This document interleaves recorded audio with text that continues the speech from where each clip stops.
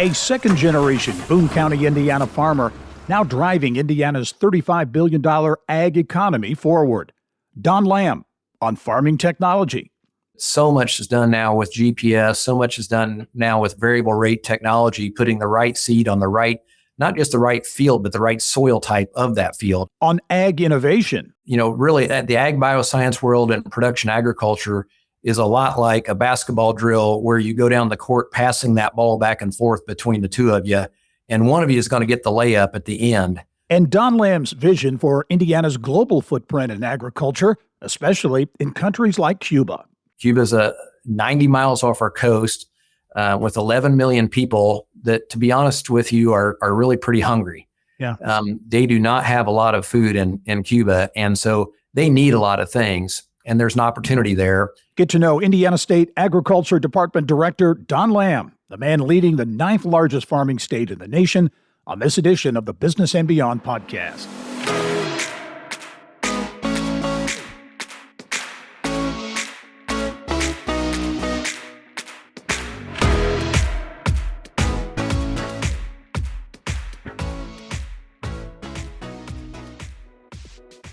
Agriculture in Indiana is big business. There are some 94,000 Hoosier farmers in the state, helping to pump about $35 billion into the Indiana economy. Indiana, the number one producer of popcorn, gourds, and ducks, in the top 5 for corn and hog production, and second in the nation in growing pumpkins. Don Lamb knows all the ins and outs and ups and downs of farming. He and his family have been farming in Boone County for more than 60 years. And I am pleased to be joined on the podcast this week by Don Lamb, the director of the Indiana State Department of Agriculture. A very busy guy, so Don, really appreciate you taking the time to join me on the podcast. No problem. I'm glad to be on. Always happy to talk about agriculture. Yeah, well, there's a lot to talk about, certainly. And at this time of year, the last few weeks, hopefully, of winter, beginning to go away, and the spring planting season on the horizon. As you look at 2024, and I know farmers are always a pretty optimistic group, I think, but what your outlook overall for Indiana agriculture? Yeah, well, we tend to go up and down a little bit, and I have been a farmer, most of my life. I just started this job about a year ago, so most of the time I've been directly involved in production agriculture, and we've had 2 or 3 really good years here that we're coming off of, and so that's good, and that makes you feel good. But yeah, the year of 2024 looks much tougher. Commodity prices are down, input costs are still high, and so 24 is a more challenging year to make a profit. As you look at that, what are some of the dynamics that are really driving those situations with the input cost? I know, globally, as you look at inflation and some of the other things that are out there from the 50,000-foot view, but what are really the dynamics driving that outlook for agriculture? Well, it really is just what you said. It's almost as simple as that. The inflation has really taken off so much over the last couple of years. That's been fine as long as the commodity prices were doing the same thing. But like always happens in agriculture, there's this shift where commodity prices will drop a lot faster than what anything can catch up. And normally the input costs just don't come down anything, maybe not at all, but definitely nothing like a commodity price does. And so you're kind of left in this seesaw that kind of leaves your stomach churning from an ag perspective. But really it is as simple as that. Inflation's been big and commodity prices have been high, so it's been okay. And now commodity prices are down because of really a lot of different things. But we've produced a lot of good crops, and we've got world demand's a little different than it was, and prices just haven't gone down to reflect that.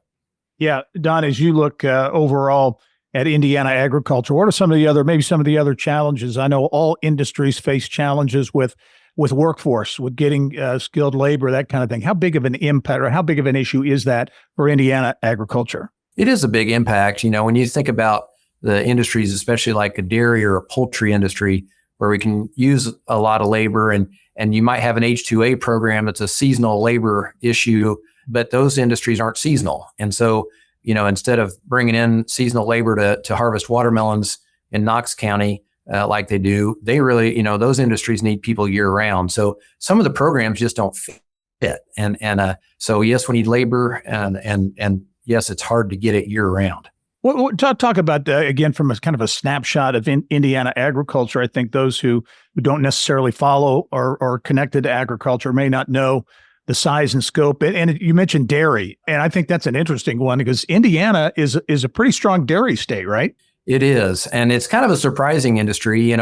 Before I took this job, even as a farmer, I would have said the dairy industry was declining in Indiana. And partly because I'm from Boone County and we don't have hardly any dairies left in Boone County anymore. So you kind of see what's in your backyard. But since 2014, the number of farms in our state have been cut about in half, but the number of cows in our state is about the same. And the production is actually up considerably because the technology that's being used now, the robotic milking and things like that, we're producing more milk per cow. And so it's a surprisingly strong industry. It's really an exciting industry to be a part of in Indiana.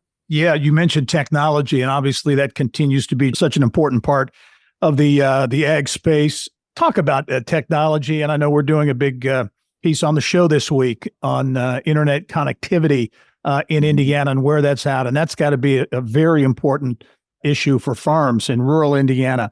But as you look at technology and innovation, how that's driving agriculture, how's that taking shape here in Indiana?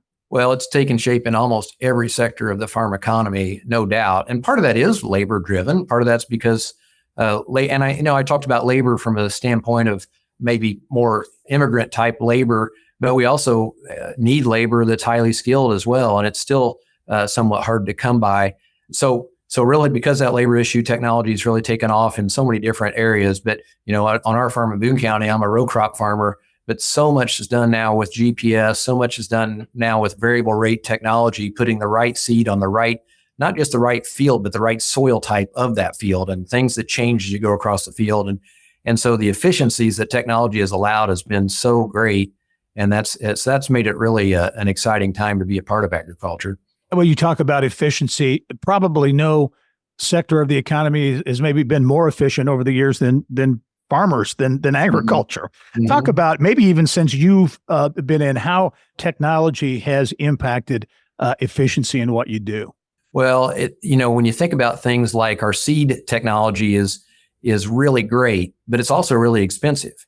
So you're taking a very specific genetics of a seed and you're wanting to put it in the right spot, which is a great tool to have. But if you didn't have the technology to allow you to do that efficiently, you couldn't do it. And the other part of that is you think about a planter that may be 60 feet wide and every row is not exactly straight. So that planter is smart enough to know when to put seed down and when not to put seed down per row. Wow. And a sprayer that might have spray nozzles that are 20 inches apart from each other can shut individual nozzles off to make sure that there's no overlap. And a sprayer that's 120 feet wide is really working in 20-inch segments all the way across a spray boom. And so technology like that, when your inputs are expensive, the technology like that pays for itself pretty quickly across very many acres. How about the global footprint of agriculture? I know that's very important. Exports of Indiana products. I know you were are recently back from a trip to Cuba, an ag trade mission to Cuba. Talk about that trip, really what the focus was and what you saw there. Well, like you said, the global footprint for Indiana is really important for us to have those trade opportunities. And we've got so many places that we're going. We're really shipping a lot of products. Cuba is very different than that. Cuba is really in that very initial stages of what can we really do there. And of course, Cuba's 90 miles off our coast with 11 million people that, to be honest with you, are really pretty hungry. Yeah. They do not have a lot of food in Cuba. And so they need a lot of things. And there's an opportunity there. Of course, the government level makes it harder to deal with them. And a lot of the decisions that are made are really made at that federal level as far as how we're going to trade with them, what we're going to trade with them, and why we're going to trade with them or maybe not trade so much with them. Yeah. So some of those decisions are out of our hands. But Cuba has made some changes really since 2021 in their constitution that has allowed the private sector to play a larger role in their economy. And in some ways, they're injecting some capitalism into their socialist economy. And that's really what has gotten us more excited about being able to deal with Cuba. It may not be even on the government level as much as it is in that private sector level of a producer being able to purchase an input from the United States that would help them produce something in Cuba. You mentioned before we started taping here your reaction to your visit, and I think you said something like it was exciting, but at the same time, I think you used the word depressing. I mean, it was kind of mixed emotions. Well, it really is, because as that was my first experience to be in a socialist country like that, and just to see that the people are really somewhat conditioned to live in that environment. Even if today they decided to turn over their country to a capitalist country, it would be really hard, because you'd have to change a lot of mindset, and you'd have people that are not used to thinking that way. So we would love to see a change there, but it's not going to happen quickly, and it probably wouldn't even be very healthy if it happened really quickly. And so the idea, when we visited a store where you take a ration book, every person in that country takes the ration book. It doesn't matter what income level you're at. There are certain products that you only get from a government supplied store. And you're assigned a certain store to go to get those rations.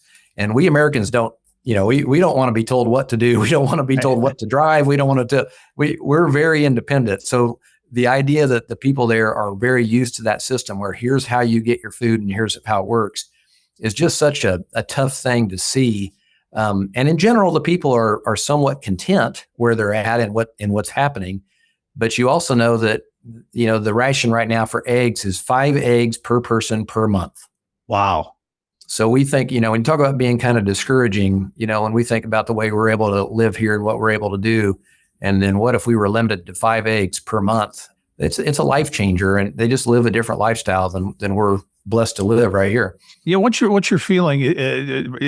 Can Cuba be a market for American agriculture, and how could that potentially impact Indiana?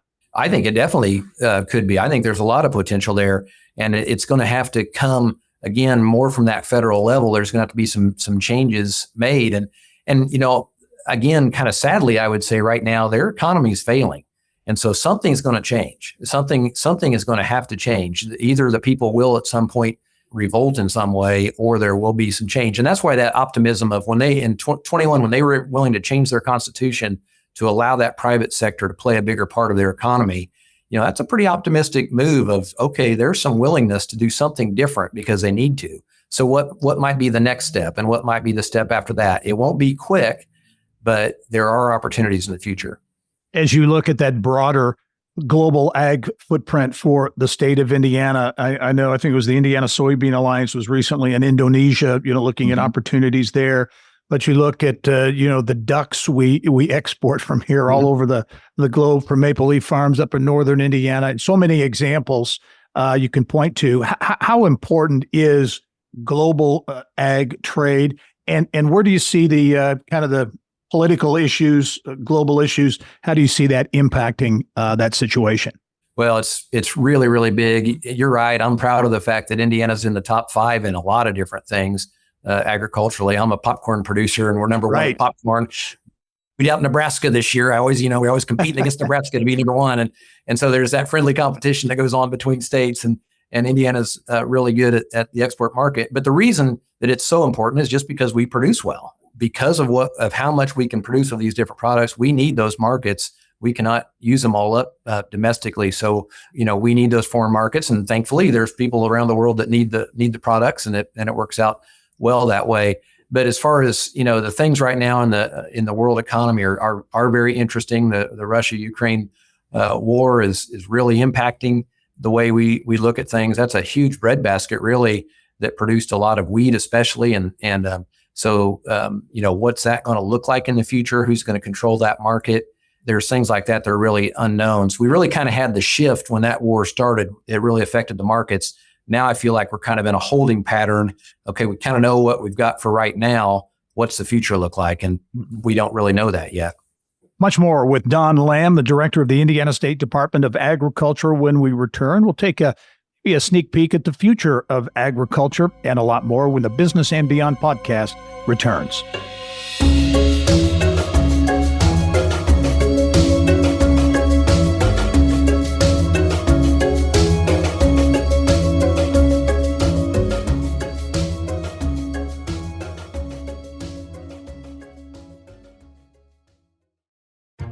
At PNC Bank, we're committed to making a difference in the lives of our customers and communities by helping them move forward financially.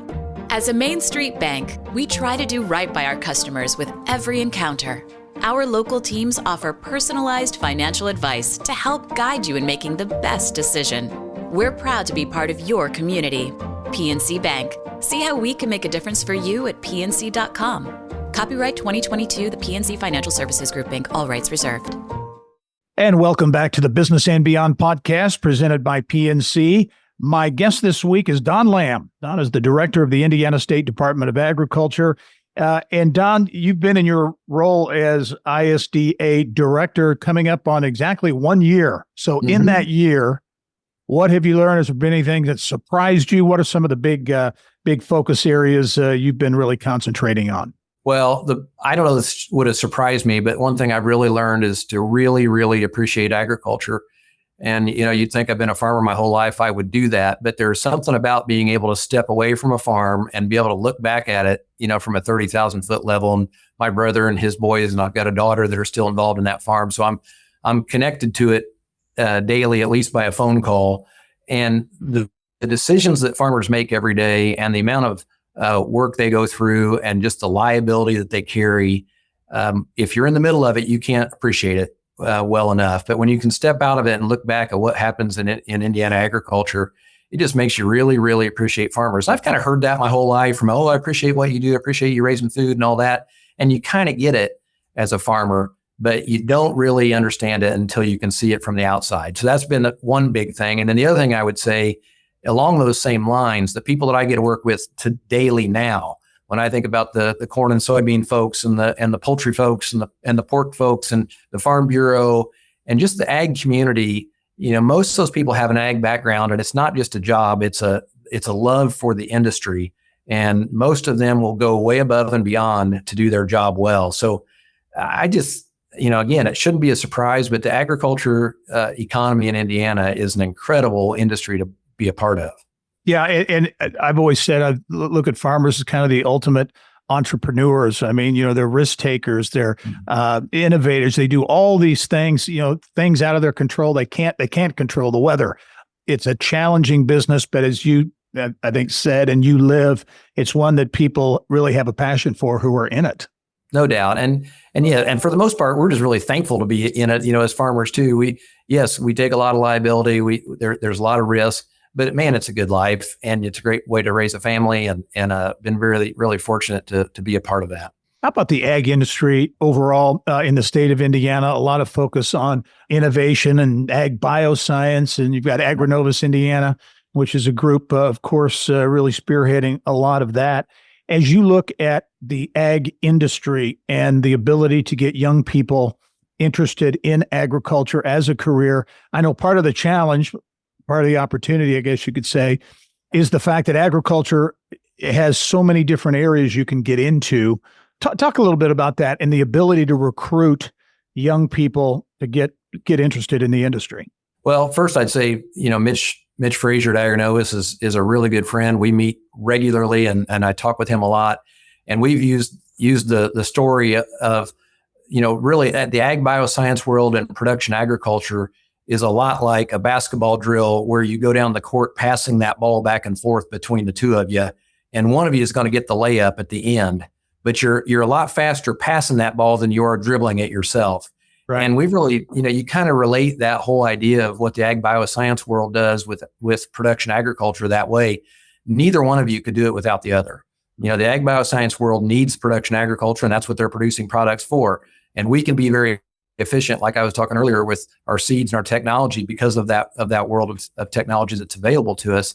And so because of that, it's a really good synergistic environment. And so then when you think about bringing the pipeline of people in, we've got two of our folks from ISDA today at Purdue at a job fair, and just lots of opportunities at every level, whether it is a real science-based level, or they said that I've talked to them just a little bit ago, and they said some of the biggest interests they've had are the folks interested in soil conservation.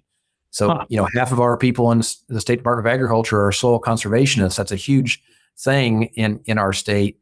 And so it's exciting to think we've got Purdue students, young folks who are interested in conserving soil for the future.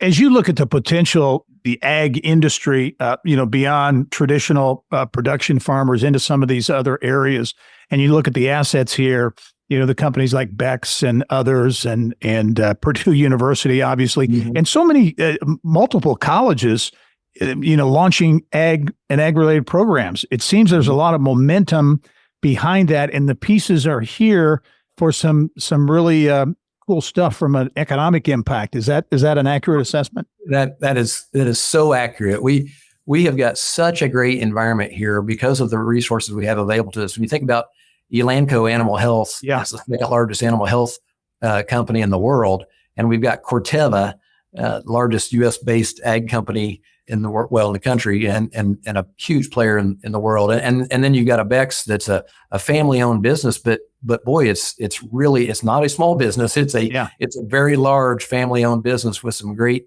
resources available to it, and really everything in between. And when you combine that with the idea that even human health can be connected to a lot of things we're working on with animal health, and the synergy that's available between Purdue and IU and all the different ag companies we have here, we are uniquely positioned. And that's not just saying that. When you think about any other state and you try to put together those kind of resources in one spot, Indiana is unique. What needs to happen to really light a fire? I think to an extent it's already been lit, I think, but really to get that going, what needs to happen here in Indiana to kind of go to that proverbial next level? Well, so much of it, I mean, honestly, I appreciate doing things like this today because a lot of it is just communication. A lot of it is really recognizing that we've got these resources together and make sure that we are working together as a team. And when you think about, we talk a lot about Team Ag Indiana and the fact that we have a lot of different organizations and businesses that need to be communicating well. And so part of it is just recognition of that. And then part of it is the fact that there has been some foresight into some things like the campus where Elanco's headquarters is going is really a good example. There's more potential there for other businesses to join in that. And there's going to be synergy there. And of course, the Purdue and IU, we can call it a split if you want from the IUPUI campus, but there's a need for some Purdue resources here, and there's a need for IU resources here. So how does that play maybe into that new campus? So there's just ways to be creative with what that future can look like. How big of a plus is it to have the National FFA office here too? Because and obviously with their annual convention, bringing so many young people in, very impressive young people into Indianapolis over time. How big of a plus is that?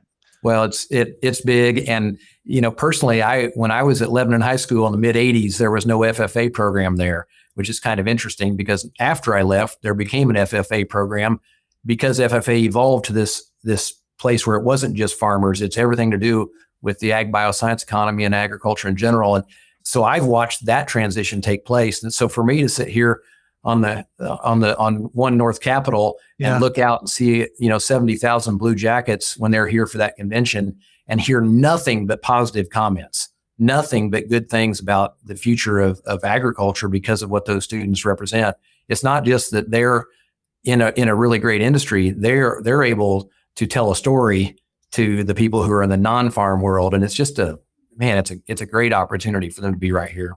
How about the future of the family farm? You have a great perspective on that as you manage a family farm with other members of your family as well. Grew up in that atmosphere. Describe for those who may not be totally familiar with family farming what it's all about and how you see that, or do you see that changing? Well, it probably is changing just because everything seems to change. But my dad was a first generation farmer, and my brother and I both were able to join that operation with him. So it's kind of been a family passion as far as that goes. And then our children have had the opportunity to join in that. And that part probably won't change. Farms have gotten larger, so it makes things more complex. One little thing, we talked about technology earlier, and when my brother and I were young, we drove tractors at 12 years old, and we did all sorts of things on the farm that people would look kind of sideways today at and say, boy, I can't believe you were able to do that.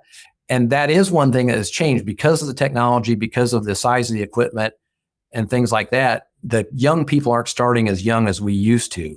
So it has become more of a business decision to join this business in some ways than it was just a part of the family. The other thing, though, that's exciting, that's in that grain side of that's kind of gotten bigger over the years. But there is a whole new level, too, of smaller farms.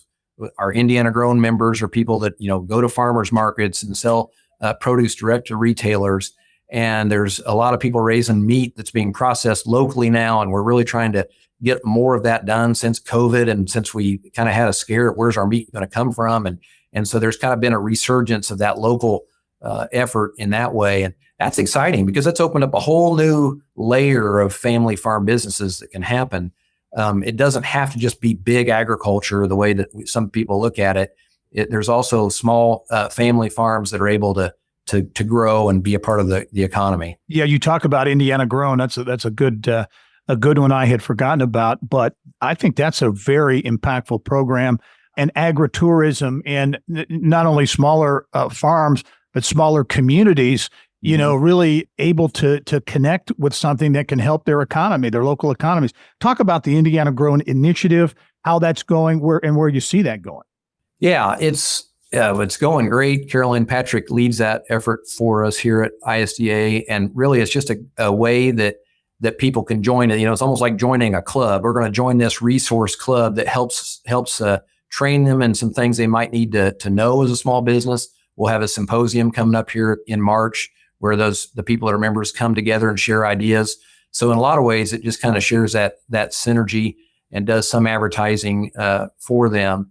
And it's really, like say, exciting to see. When I think about Indiana Grown, I kind of think quality of life, and I think of small communities. We're on the same floor here in our office with Okra, and so Office of Community and Rural Affairs. And I think about small communities scattered across rural Indiana. Boy, if there's a good farmers market in that community, it brings people to that community. It makes that community a place that people want to be a part of. And so Indiana Grown plays a piece of that. And then just kind of developing that whole quality of life for rural Indiana, it's kind of an exciting thing to see come together. Is that kind of an untapped potential there to an extent? I think they've been tapping on it here for the last few years, but looking at that community development piece of Indiana Grown that could have impact here in Indiana statewide. Definitely. We've had so much effort put into economic development. And when we think about economic development here in Indiana, we think about the business environment. We think about the way that we're able to attract these large businesses. But economic development really means maybe a totally different thing to a small rural community, but it's just as important, if not more important, to those communities to be to have that momentum build up as a place to live. And so, it's an untapped thing. There's a lot of things for the future that could be done better and more of, and it's exciting to think about what rural Indiana, how that could change in the next 10 years. Don, final question for you as you begin here shortly. Your second year as director at ISDA. Big focus area for you. What's going to be the headline here for the next year at ISDA? Well, for one thing, I'd kind of come back to a little bit where we started and say it's always about people. When we think about Cuba, we're thinking about 11 million people that don't have enough food to eat. And so food security is something that everybody talks about, but that's a local issue too. There's some really good efforts that go on here with Gleaners Food Bank and some things like that where agriculture is involved. So I see that being an effort in the next year where food security is national security. We hear that on that national level, but it's also an issue locally. And when we think about, I think a 1% increase in food insecurity is a 12% increase in violent crime. So there's no reason that agriculture shouldn't be involved in working with that. So that'll be a part of the future. And then really anything we can do with economic development to bring agriculture along with all the positive changes that have happened economically in Indiana to not make agriculture a stumbling block to that, but make agriculture a piece of that development. And how do we really do that well for the agriculture economy and the general economy? Don Lamb, a family farmer from Boone County, also very importantly, giving back to the state as director of the Indiana State Department of Agriculture. Don, thanks so much for taking the time. Appreciate all you do, and I hope to see you soon.